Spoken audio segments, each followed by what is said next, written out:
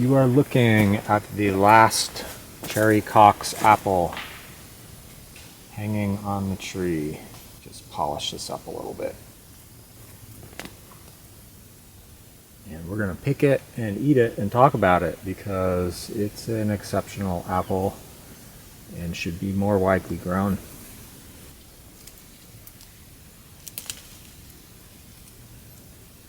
Okay, Cherry Cox, as in it's a descendant of Cox's orange Pippin, which is probably apple most commonly said to be the best apple ever.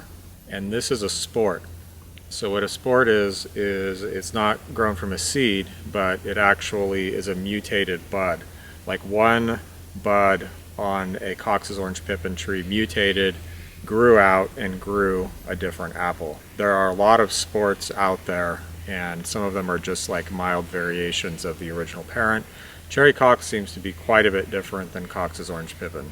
It definitely has some of the same flavors, but overall I would just say right off that this has really risen into the top favorite apples on the homestead, you know, certainly in the top 10 for a combination of reliability and fun, being just fun to eat. This year is the first year I've ever had any Cox's orange Pippin that were actually worth eating, and they're fairly similar to this this year, but Cherry Cox has a definite cherry flavor that's stronger at some seasons and in some years. Overall, this variety was early to bear after it was grafted. It bore within a couple of years. It is fairly reliable. It's very nice looking. It just has a really nice pattern of red stripes, like these washed red stripes, kind of like watercolor. This is a small one. All my apples are small this year for whatever reason. I think there's just a lot of apples on the tree, and you know, we don't get a lot of rain and I don't water this tree, so they do get bigger than this, but they're not a very large apple. So the downside, I would say it does get scab, although I haven't noticed it to have horrible scab. It definitely gets scab, and it can be an issue. Cox's orange Pippin, again, the parent is not known for being a good grower. It's known for being a weak grower with disease issues. You know, I'm not sure exactly which ones. Mine just kind of looks like all the other apples. But it does have a reputation for not being a good grower, and the reason that people have used it so much in breeding, it's been used a lot in breeding, is just because the flavors are so exceptional. Now, like I said, Cox's orange Pippin does not do well here in dry, hot, sunny California, but Cherry Cox has been a very good performer. So I'm going to grab a Cox's orange Pippin off the tree if there's any left and take a few pictures of this, and then we're going to eat this.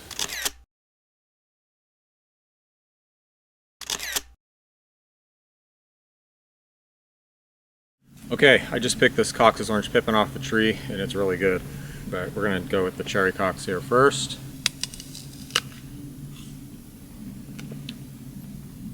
Dude. It sounds kind of crisp, but this is not it's not a modern, hard, crunchy apple by any means, like the apples that everyone wants, because we're all traumatized from growing up eating Red Delicious. So this is definitely not that kind of like hard crunch, like obsessed with texture kind of apple. It's not soft, but it's grainy and it's tender. That's about the best I could say. Like, it has large, crunchy cells. Flavor's incredible. Very complex. A lot of anise this year. Definitely cherry. There's some spice in there. Okay, so this is Cox's orange Pippin. The only one I could find is like deformed and it's all pecked by birds and stuff.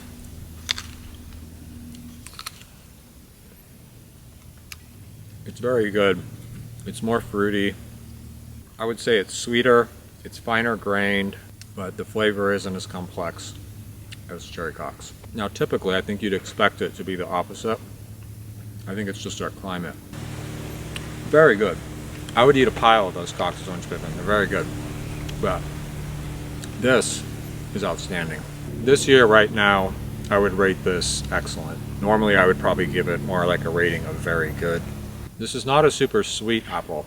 It never achieves a real high sugar content. It would be a better apple if it did. That's one of the reasons I think it should be used in breeding. But it tends toward acidity. If you don't like acidic apples, may not agree with you. It's perfectly sweet enough and edible this way, but I think it would be an improvement if it was sweeter. So this is not a very common variety, but if you hunt around, you'll be able to find scions or trees somehow some way, and the more people that get them and trade them out, the more people can actually get this. I can't sell scions off of this tree because it's infected with apple mosaic virus. My other ones, I may have a few scions, but I wouldn't count on it if I even sell scions this year, which I may not be able to pull off. So don't count on me for scions. Don't ask me. They'll either be on the website or they won't. I guess I just think a lot more people should try this apple. You know, if you have an apple tree that you can graft sticks onto, maybe try to get a scion and try it out. You can put a lot of varieties on a medium-sized tree like this. You know, it's real easy to fit 30 or 40 varieties on a tree like this. Okay, so last thing here real quick before I finish eating this, which I really want to. I just want to give a shout out to a couple websites. One is growingfruit.org, and they have a great forum there with people from all over the country and Canada, and probably from Europe too, I don't know. And you can find people that maybe are in a similar area to trade scions with, find out about scion exchanges, get information about what varieties grow best in your area, and it's about growing all kinds of different fruit. Great website by Scott F. Smith, and there's a lot of great people over there, so check them out. And also the North American Scion Exchange, which is just for trading scions in North America. It's run by a couple friends of mine, Little John and Andy. So check them out too. It's a good place to look for scions if you have anything to trade. Eventually, if you collect apples, you'll have stuff to trade later. And they do, of course, all different kinds of fruits. Maybe you can hunt some scions down for this. It's definitely worth giving a try, given that it's in my top 10, and I know other people that are rather fond of it as well. Pretty hard to find a significant strong cherry flavor in an apple, but this one and Sweet 16 are two of the ones that have the most of it. And I've been trying to cross those. I think this should be used in breeding more just to get these genes and get that flavoring, especially get that cherry flavor. So if we could inject some sugar into this, we cross it with a much sweeter apple, like Sweet 16 for instance. Damn, full of flavor. Good apple. I found this on the tree and I basically touched it and it fell off in my hand, so I guess we're tasting that too. It is called Sam Young, and it is an English apple, I believe, unless it is Irish. Could be Irish. It's gorgeous. Look at that mix of colors. Right now it's got like a powdery, milky looking bloom on it. So I'm just gonna polish that off real quick and we'll take another look at it. Also notice how awesome this shot looks. Oh yeah. Oh yeah. Look at that. So cool looking. Also, I think it'll be easy to identify this apple. It's small. It has some very heavy russeting, cracked brown russeting on the top. And this, see how distinctive looking that calyx is? It's got a big, open, weird calyx. And I've noticed that is consistent for this apple variety, because this has fruited before, although I don't really remember getting any good specimens. This specimen looks really good. It looks like it's really prime right now. Let's give it a try. Hard. Sweet. Quite a bit of tannin, but in a good way. Pretty flavorful and pretty rich. Not really excitingly so. But with all that sugar, maybe we should cross this with Cherry Cox. Yeah, I'm having a hard time picking out any particular flavors. It's kind of fruity, pretty rich, not super complex, but really very good. This would be really good with cheese. I'd eat a lot of these, just for the sugar level alone. I like the texture too. It's like hard. It's still pretty juicy, but you gotta work at this apple a little bit. It's good. I wouldn't mind having a lot more of those. As apples go, it's way above average, that's for sure. Well, once you start, you just can't stop. So I got two more here. This is Rubinette. This is one of the many offspring of Cox's Orange Pippin, grown from seed in an intentional breeding program. This is a pretty popular apple. I would say here it's probably not at its best. It's well known for having a really good sugar-acid balance, rich flavor, similar to Cox's Orange Pippin sometimes. It's a very highly rated apple. Again, here, I'm not so sure.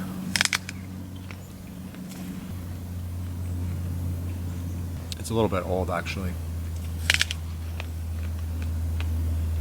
It's good though. I could definitely finish this. I probably will.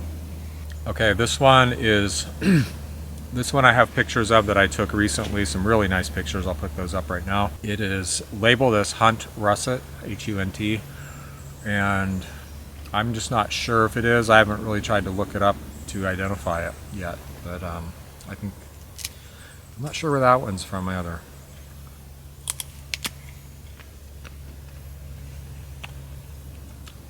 Very dry and pretty tannic. It's very tannic, like puckery. Not acidic, puckery, like the stuff you tan hides with, the stuff in tea that makes that's puckery, tannic acid. The flavor is interesting. It's got some kind of like really sweet pear almost flavor. Like if you slice this thin and ate it with slices of cheese, it would actually probably be super good. But just as an eating apple out of hand, there's no juice. It's super light and dry. I've read that's because the russet surface here actually lets moisture escape maybe from the apple.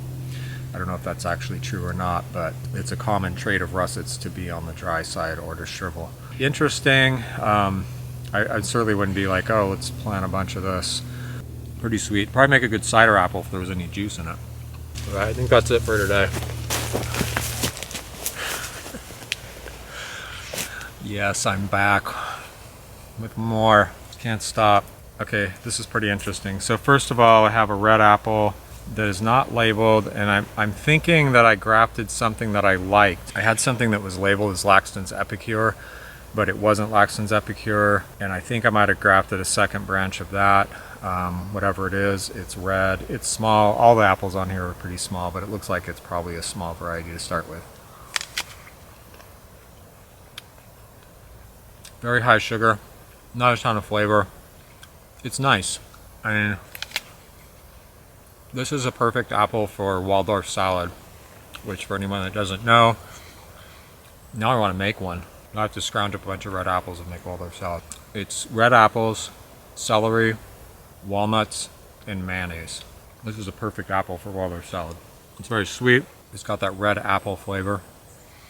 Okay, this is interesting. This is Egremont Russet, and this is off the Egremont Russet branch on the tree here, but all the apples in this cluster, about 4 of them, are totally different than all the Egremont Russet on that branch. That's what you look for if you're looking for sports. So again, what happens is like just one bud on the tree mutates and it grows a different, genetic apple than the rest of the branch. It's just something that happens. So very interesting. It really is quite different. It's smoother, less russeting. It has a waxy, shiny surface, whereas the Egremont, I guess some of the areas here that don't have russet on them do look a little bit shiny, but not quite in the same way. So I'll probably mark that branch and write something on it so that I'll pay attention to it next year, and maybe, who knows, maybe it is a sport. Probably not, but who knows. I'd say this feels wetter and heavier too, because this is another fairly dry russet. Oh, one more thing about this is 1 year, maybe 2 years, I found an Egremont Russet on that branch that was really long and egg-shaped. I thought about calling it Egremont Russet with 2 G's instead of 1. And I never kept track of that bud, but I had wondered at the time if it was actually a sport or genetically a little bit different than the rest of the branch. However, it didn't taste any different. It pretty much was just like a regular Egremont Russet. So let's try this.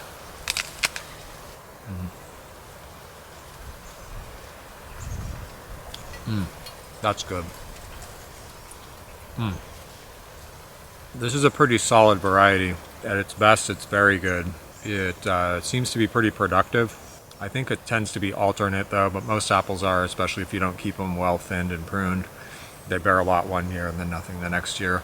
The apples are very different sizes on the tree, you'll have everything from large apples to very small apples. Some varieties do that, some don't. This one really does it.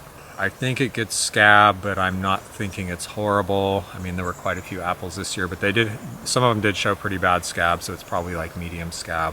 Susceptibility. Flavor, it's pretty rich. This one's very good. It's semi-complex, it's very sweet. Texture is kind of grainy. Yeah. Again, I would say it's tender and coarse grained. But don't confuse that with mushy or mealy, because it's neither one of those things. All right, what do we call this if it's a sport? It's shinier, yellower. They were all smaller. Well, very different. It's not that good though. It's harder, waxier. It's interesting, it's sweet, it's juicier. Like I said, it felt juicier and heavier. It's less russeted, possibly smaller. You have to grow it longer to find out. Flavor is similar, but less of it. It kind of tastes like a not super interesting utilitarian sweet apple. It'd be great for processing for sure. It's okay for eating. I'm gonna take you guys up the tree and show you the difference between this little piece of the branch and the next, the rest of the tree up there. There's a slightly odd flavor to it, but besides the yellow apple flavor. I noticed a lot of waxy looking yellow apples will have some kind of slightly odd, not preferable flavor sometimes. So maybe not the most exciting sport. If it is a sport, I'll show you what it looks like and you can be the judge. All right, let's see what we can see here. So this is a regular Egremont. It's completely covered in russet. Here's one that has some yellow showing through. Can you see those? Right there, those two. Those are also completely brown. Now look at this branch. The apples have russeting near the top, like you could see on this one behind here. There's some brown, cracked, heavy russet. But all of them have, most of the apple is clear of russet. This one looks like it has a fair amount, but that's the one with the most. Whereas this one here is decidedly shiny, like those other ones. And maybe it's just that this branch is weird. It's all bent over. It's got tons of apples on it. So it's possible that just for some reason, these apples here grew less russet and therefore they have less dry flesh and a different texture. I think I'll mark that branch and watch it next year. Too bad it's not more exciting. I think while we're here, we should taste that apple right there, which I think is Fiesta, maybe? I'll have to look at the tag. Also, those little red apples in the background, I really like those. It's a little crab that my friend Becca sent me. They aren't ripe until really late. They're like early winter. Yes, it is Fiesta, and I don't know if it's ripe or not. I have a feeling it is. It sure didn't want to come off the tree. Hey, those are mine. I was going to eat those. Chickens. I'm not crazy about this style of apple. It's got some good flavors in it, like fruit candy type of flavors, but it's kind of watery and there's something else about it. There's some flavor in there that I don't like. Maybe I'll cook with it or throw it in the Waldorf salad. It should be good in there. Okay, that's really it this time.